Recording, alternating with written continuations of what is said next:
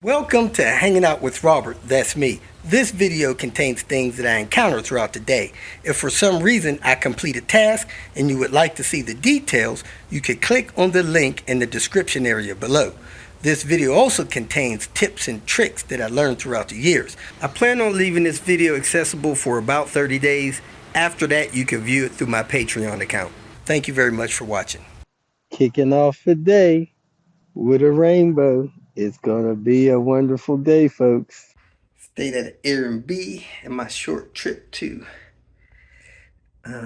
Canada to pick up my car, and not as clean as it would like to be. I don't even think they got new linen on the beds, but hey, just staying the night, headed out. As you guys know, I recently purchased this vehicle. I call it Pepper.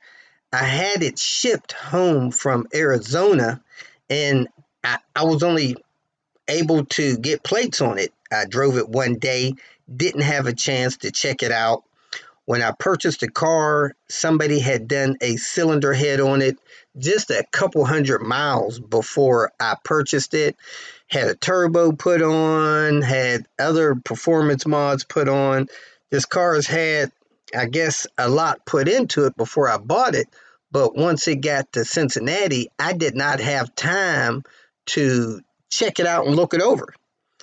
Well, Elizabeth's car, or the car that she was driving, had a minor accident, and her and Byron wanted to take a short trip to Niagara Falls. They had never been before. That's about 450 miles away, and decided to take this car. Right before they hit the border, about a block and a half from where it's sitting right now, it stalled.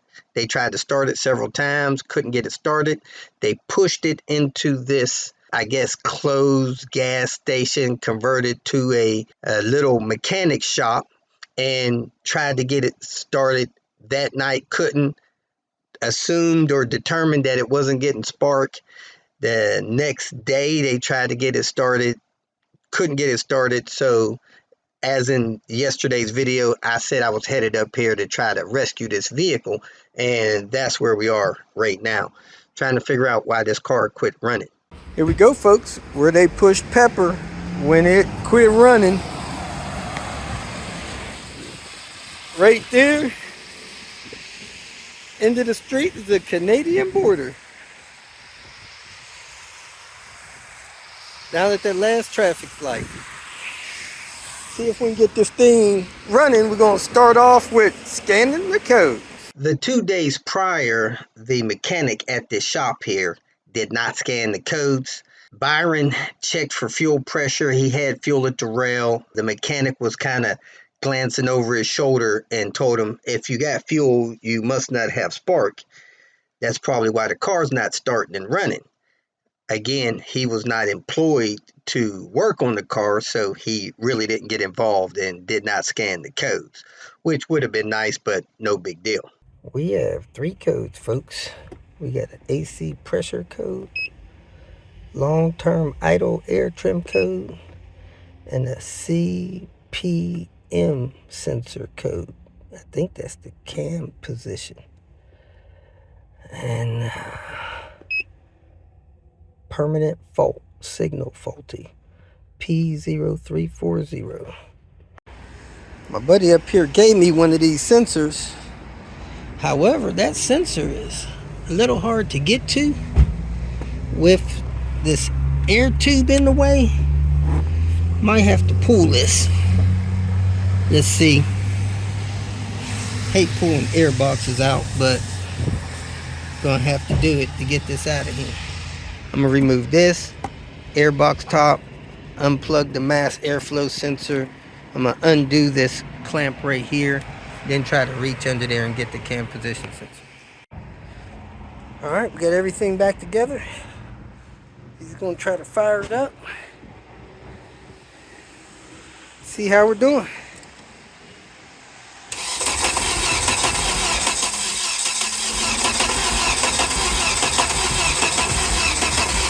All right, hold up. It seems like it's cranking a little slow.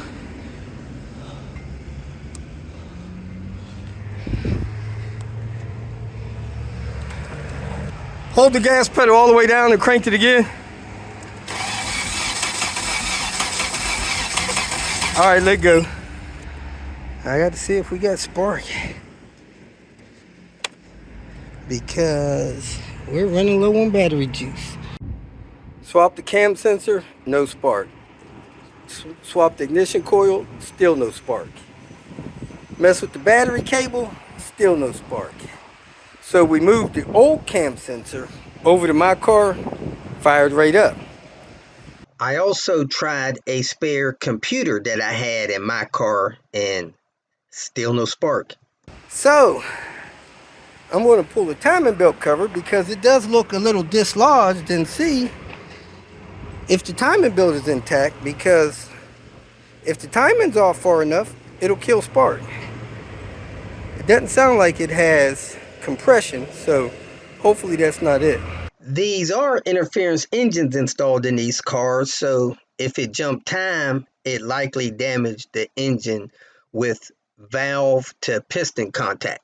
Well, folks, somebody put a cam sprocket on without putting the bolts in there. I don't even see the bolts in here anywhere. So this car is junk time, and that is why it is not starting. There might be a bolt down there.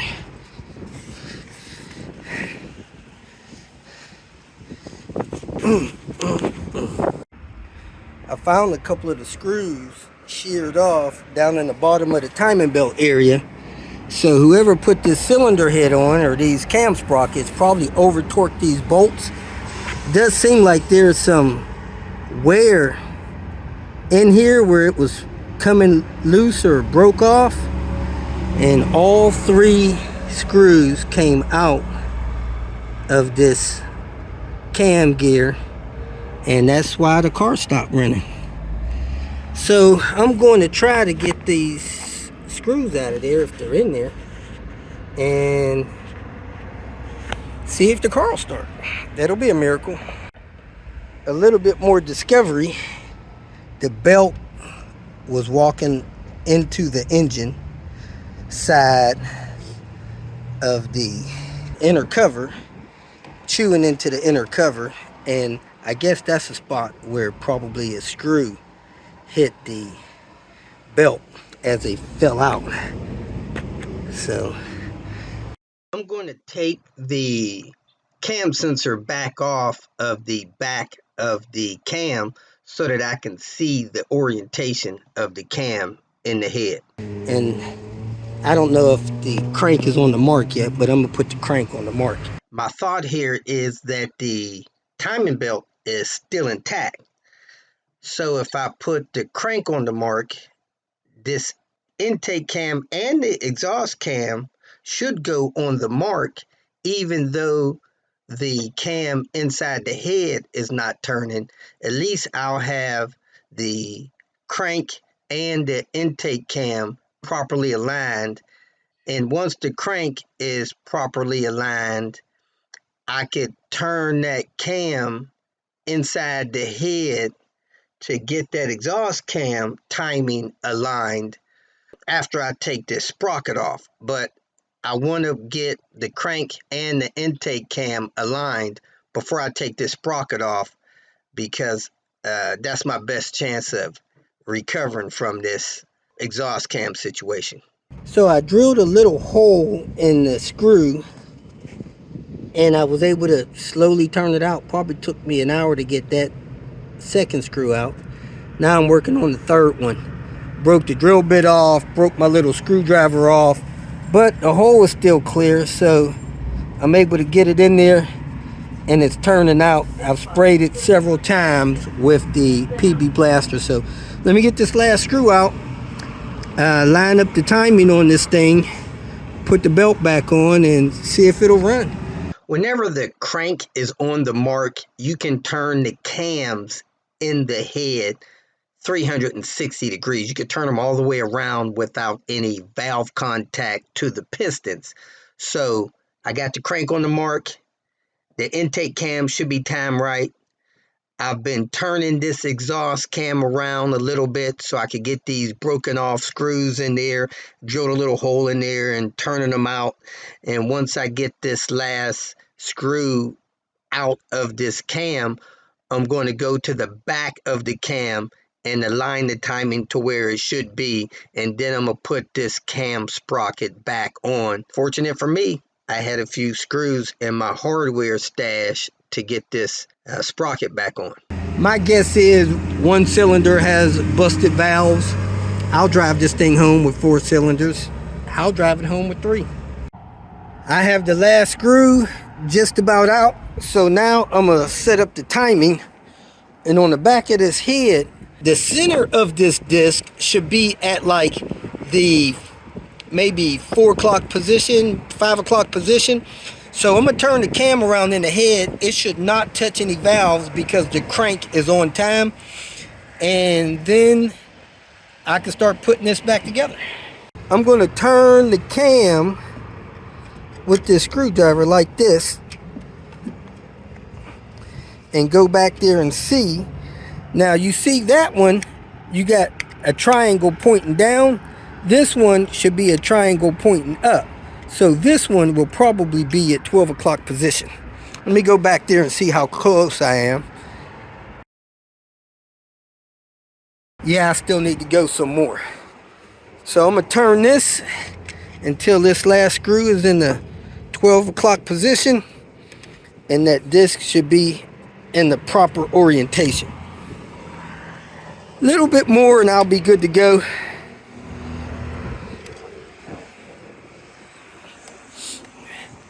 That's about where that goes. You know, this is just by experience. So I'm going to find 3 screws in my tool thing. I'm going to get these last 2 screws out of here, and then I'm going to put this cam sprocket on here, take the tensioner off and reset the tensioner. Alright, I got all 3 screws out. I'm going to put the spark plug back in. I looked over top of the cylinder head and I found this plug sitting on top of the cylinder head. This looks like a screw that came out of the EGR system on this car, but I don't know why it's sitting on top of the head. Anyway, let me find screws for this, work on getting the belt on, and see if I got enough compression to start this car. I would like to have 4 cylinders. Man, 5 would be incredible. The first 3 are the broken ones. The next 2 look like they're going to fit pretty good. And then that one is going to be a little short, but hey, I'd rather have 3 in there than 2. When my car comes back, they went to get lunch. I'll see if I can find one more of the longer ones. Look how deep the groove is from these things being over tightened. And while it was breaking, it elongated the holes even more, it looks like. There's a timing mark there, so I'm going to put the timing mark as close as I can. Roll the engine over by hand. Keep going. You got to go around like twice. Alright, it's looking good. The belt's going back on all the way. A little damage there. You go around twice, that makes sure all the valves are clearing the pistons, that it's timed right. Okay. If it stops, it's not timed right. Alright, you went around once already, almost once. Alright, you went around once so far. Here we are. We're going to try to start it. See if we have compression in a couple of these cylinders.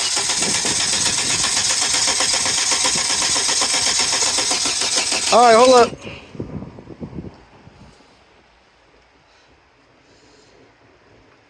Alright, just trying to make sure we don't have nothing disconnected. Car did not start. Battery was starting to die, so we're going to swap batteries and try to start this thing one more time.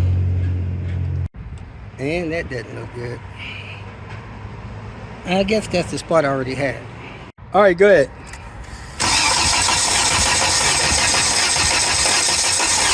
I don't see no sparks. Hold on. I still don't see no spark. Let me swap that cam sensor back out.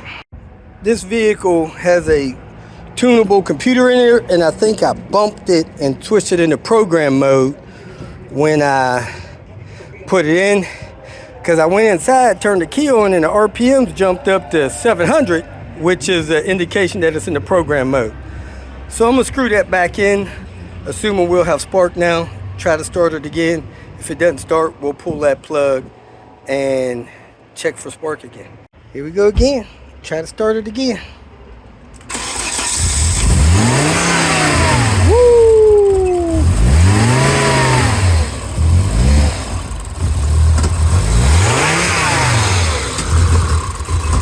Look at that cam wobbling. It's not good. Something else is going on.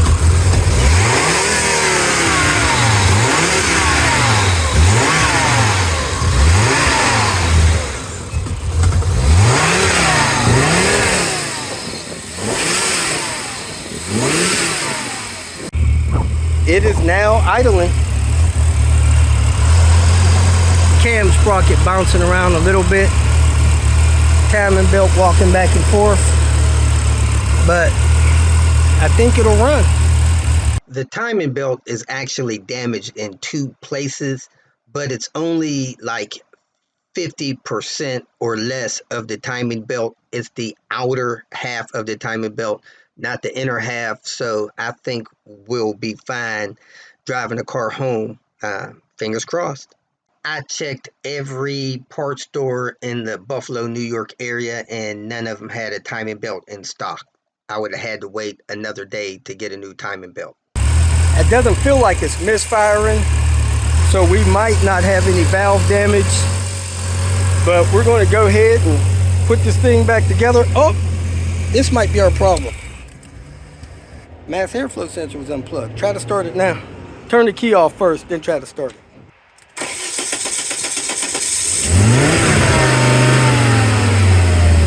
All right, now we got a MAF.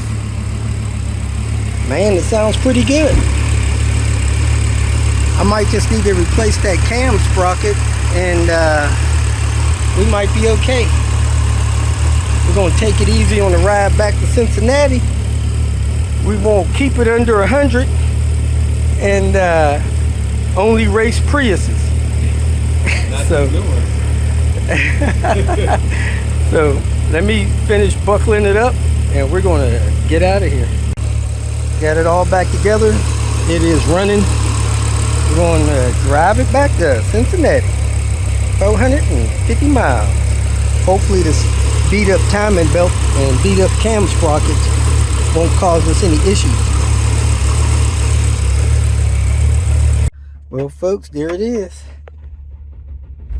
Sounds good. I adjusted the timing a little bit more with the sprockets. And I'm going to follow them home, make sure they get home safely without any travel issues.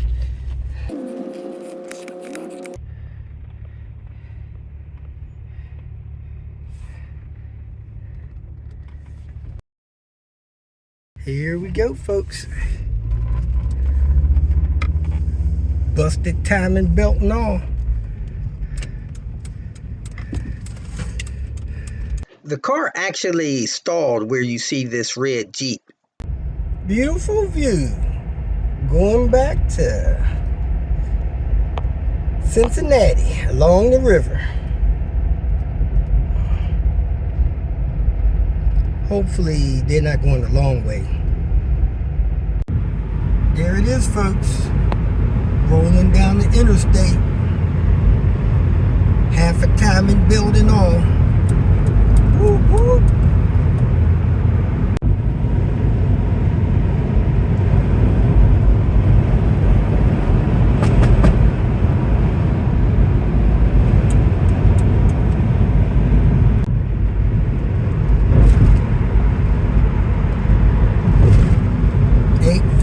T-5R people.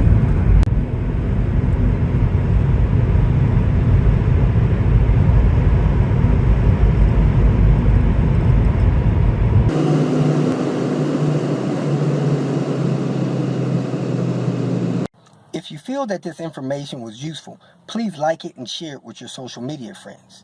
You can subscribe to my channel so that you will get notifications of future videos that I post. You can follow me on Twitter, and if you need to contact me directly, please visit my website. And if you have any questions, leave them below, and someone or myself will reply to them. Again, thank you very much for watching.